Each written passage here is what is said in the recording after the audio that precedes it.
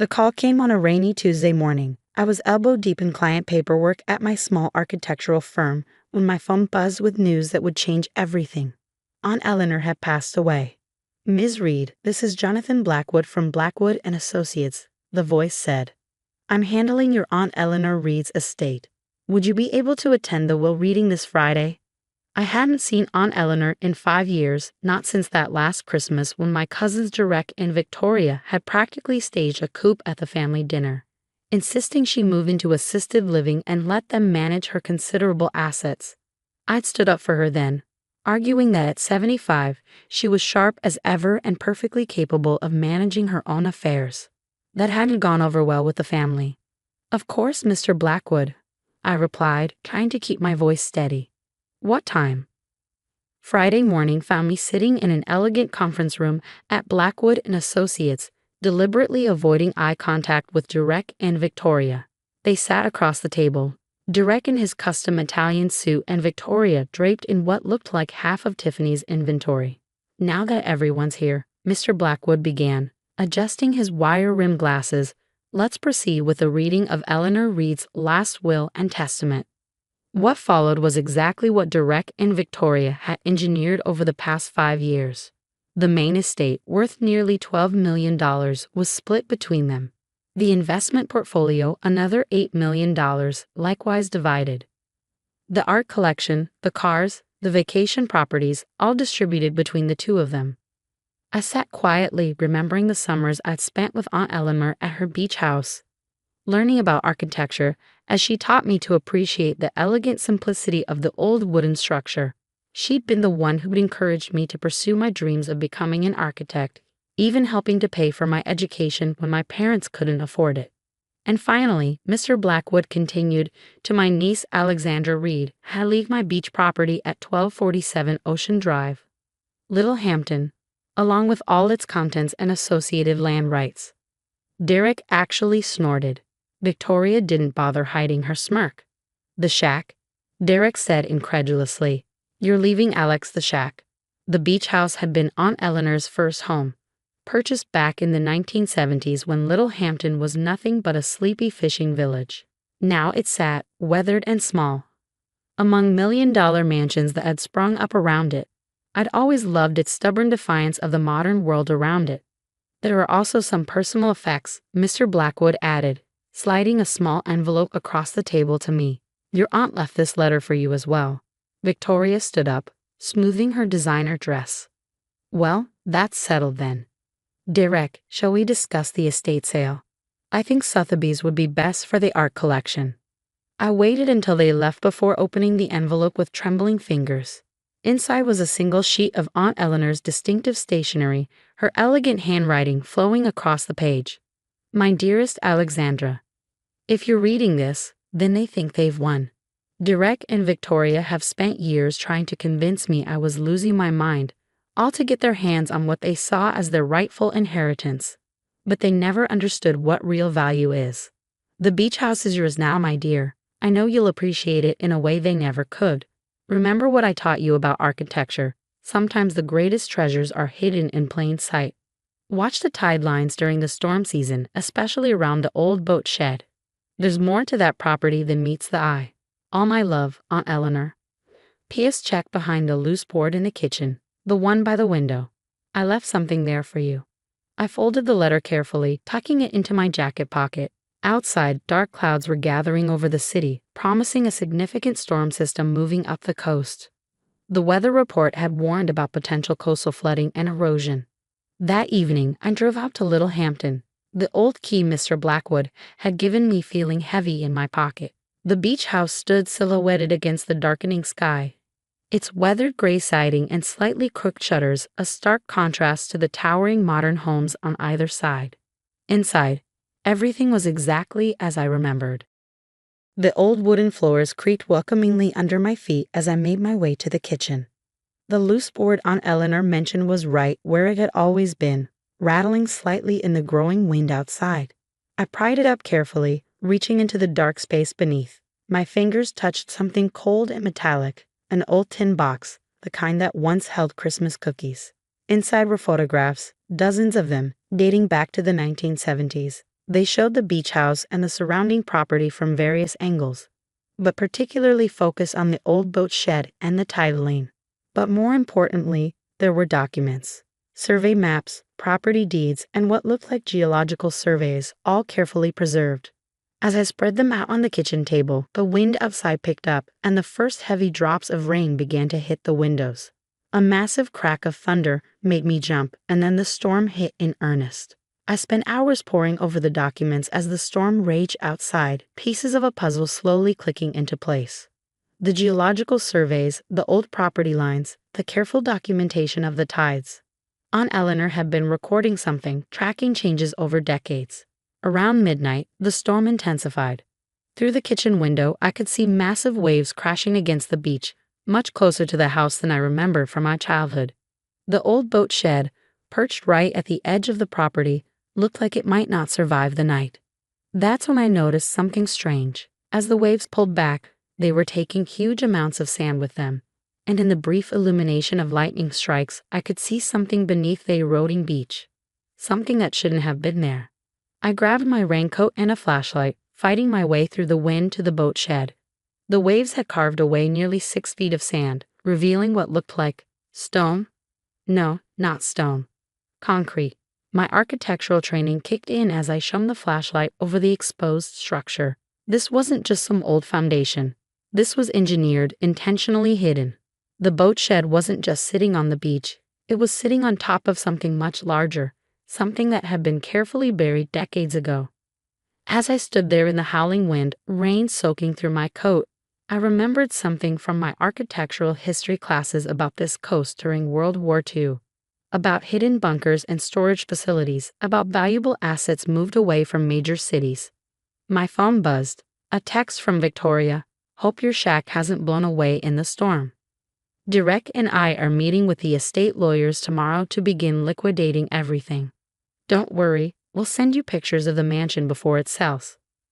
I smiled, thinking about the documents spread across the kitchen table, about the concrete structure being revealed by the storm, and about Aunt Eleanor's patient, decades-long documentation. Tomorrow would be interesting indeed, but first, I had some calls to make, starting with the State Historical Society. Looking back at the house, I whispered, "Thank you, Aunt Eleanor. I think I understand now what you meant about real value." The storm continued to rage, but I barely noticed it anymore. I was too busy planning my next moves, knowing that Derek and Victoria's victory celebration was about to be cut very, very short. Dawn broke over Little Hampton Beach, revealing the storm's true impact. The churning waves had exposed nearly 30 feet of the concrete structure, and I wasn't the only one who'd noticed. A small crowd of locals had gathered at the property line, pointing and speculating about what lay beneath the sand. My phone hadn't stopped buzzing since sunrise. First, it was the local historical society practically tripping over themselves with excitement. Then came calls from the State Preservation Office, 2 maritime archaeology professors, and finally, the one I've been waiting for, the auction house. Ms. Reed, the curator's voice practically vibrated with contained enthusiasm. If what you're describing is authentic, this could be one of the most significant historical finds on the eastern seaboard in decades. I looked down at the documents spread across Aunt Eleanor's kitchen table, particularly at one yellowed photograph dated 1944. It showed a massive concrete structure being carefully concealed beneath the dunes, with notes in my aunt's elegant handwriting. Father's wartime contract. Private storage facility for wealthy European clients. Location classified until 2025. Oh, it's authentic, I replied, smiling as I watched Derek's silver Mercedes pull up outside. Right on schedule.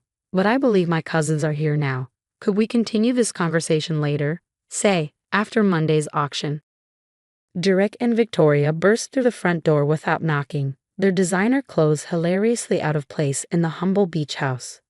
What's going on? Derek demanded, his face flushed. We've been getting calls all morning about some kind of discovery on this worthless piece off. He stopped short, staring through the kitchen window at the growing crowd outside. Victoria pushed past him, her high heels clacking on the old wooden floors. Whatever it is, it doesn't matter. This property was clearly meant to be part of the main estate. There must have been some mistake in the will. I calmly gathered up Aunt Eleanor's documents, tucking them into my briefcase. No mistake, Victoria. Aunt Eleanor knew exactly what she was doing. Would either of you like to see what she left me? Besides this worthless beach house, I mean. Their expressions as I led them down to the beach were worth every moment of their previous smugness. The morning sun clearly illuminated what the storm had revealed. A massive concrete bunker entrance, its heavy steel doors still intact beneath decades of sand and salt air. During World War II, I explained, watching their faces carefully, this coastline was used for all sorts of classified purposes. Our grandfather, as a prominent builder, was contracted to create secure storage facilities for wealthy European families sending their valuables out of the war zone. This bunker was one of them. That's impossible, Derek stammered, but I could see him doing the math in his head. The contents were supposed to remain sealed and hidden for 80 years, I continued. Aunt Eleanor inherited the secret from our grandfather, documented everything, and waited. Do you want to know what's inside? Before they could answer, a distinguished-looking man in a well-cut suit approached us, expertly navigating the sandy beach. Ms. Reed? James Morrison from Christie's. I hope I'm not too early, but after your call about the Rothschild collection. Victoria's knees actually buckled. Derek had to grab her arm to keep her upright. The what? She whispered. I smiled, remembering the inventory lists I found among Aunt Eleanor's papers. It turns out this worthless beach house is sitting on top of one of the largest collections of European art and antiquities evacuated during the war. Pieces that were thought to be lost forever, all carefully documented and legally stored here by our grandfather. But that would be worth. Derek couldn't even finish the sentence. Early estimates suggest around $40 million, Mr. Morrison supplied helpfully, and that's before considering the historical significance of the find itself. Victoria's face had turned an interesting shade of gray. You can't prove any of this.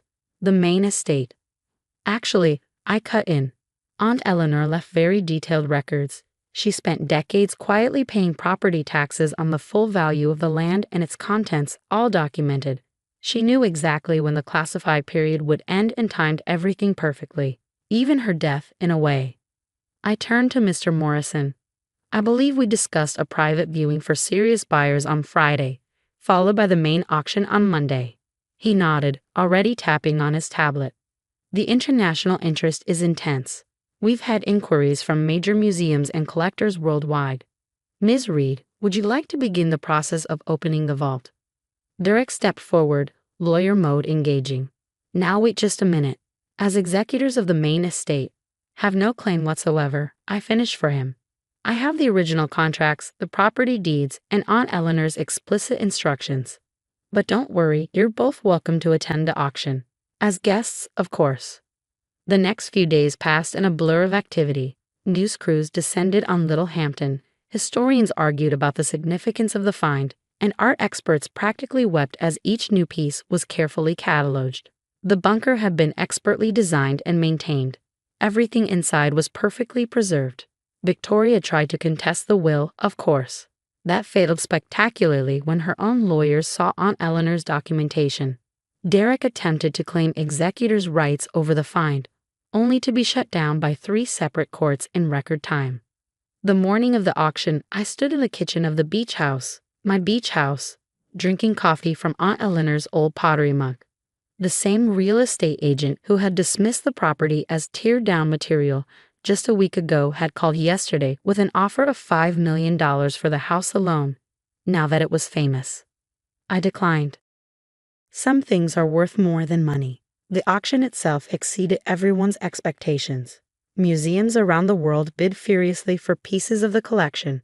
When the final gavel fell, the total approached $43 million. I donated a significant portion to arts education programs, something Aunt Eleanor would have appreciated, and set up a foundation to preserve historically significant properties along the coast. Derek and Victoria, they got their mansion and their millions, but they also got something they didn't expect, her reputation. In every article about the discovery, in every TV special about the found artwork, the story of how they treated Aunt Eleanor came out. In their social circles, that kind of thing matters. The beach house still stands today, restored but not modernized.